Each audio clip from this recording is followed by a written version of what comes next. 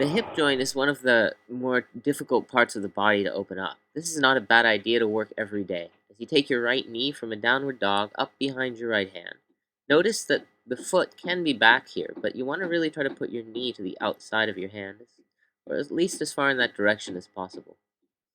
From here, your back leg starts to move back a little bit, and then you're going to start to sink your hips toward the floor.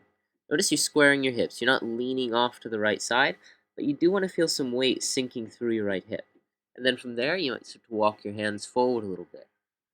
If that position doesn't work so well for you, you can try this S-shaped position by bending your left knee and then sitting onto your right hip.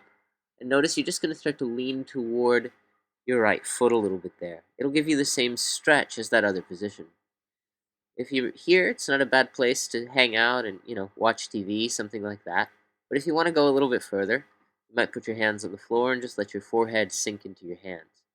It'll let gravity take a little bit more weight into your hips. While you're there, you can also push off your hands to bring the weight down a little more. Now, after you've spent some time in that position, maybe you want to come up and work your foot forward a little bit more. It'll let you start to work deeper into the hip here. But as always, be aware of your knee. If you feel any pressure on the knee in this pose, you want to back off. You want to try to take the weight out of the hips. You might adjust the position of your foot to find a place where you feel a little more comfortable there. Maybe you need to go back to that S position that we did earlier. After spending some time in that pose, come up, slide the right knee toward the middle of the mat, and then take your left knee and you're going to swing it all the way around until it comes on top of your right knee. Your knees are one over the other. You might end up so that they're not quite in alignment. It might look like this. You just bring your head towards your knee. You'll get the same stretch here. We've all got to start somewhere. If you're all the way in this pose, notice your hips sinking toward the floor and maybe walk your hands forward a little bit. At that point, again, continue to sink your hips down. Maybe you're going to let your chin come towards your knee.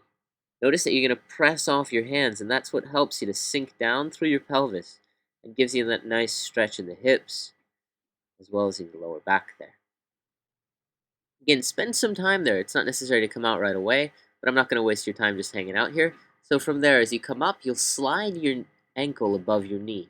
You might end up looking like this in this position. Feel free to take that top foot off. And notice that you're in a nice square shape. So your feet aren't back like that, but instead they're forward and your feet come to the outsides of your knees. If you're here, it's the same thing. You don't want your foot sliding toward your calf, but to go deeper, you walk your foot toward the outside of your knee. The bottom foot tries to come just directly under or even slightly in front of that top knee there. And then you're going to see if you can lean forward in this position. Sometimes it's nice to just rest your elbows here. And again, you can hang out. Maybe this is where you're going to eat your dinner, something like that. But from there, you're just letting your weight sink into this stretch. Let yourself relax into it. And you'll find that you can really start to open up your hips here. After you've had a chance to spend a little time in that pose, you can go a little deeper by walking over toward your right or your left knee. And your head just comes down towards your knee. As you go here, you'll find that you can really start to stretch into that hip. Notice that the right hip is sinking down toward the floor. And at this point, we're stretching the right hip here. From here, we're just going to walk over to the other side, and this side is going to be quite a bit deeper because this foot's on top. You can hook your arm over your foot. It's not necessary. You're just taking your head toward your right knee this time. And again, you're just sinking down. Sometimes I like to hook my chin over the outside of the foot there. But as far as feels comfortable, work into this position.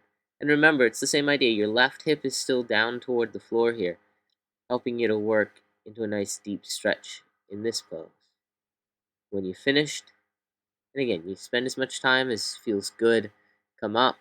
I like to just squeeze my knees together. Remember, once you've finished that side, you're going to do the other side for all these poses. So your left knee comes forward. And, well, if you want to follow that sequence, just follow the other one. Go back to the beginning of the video.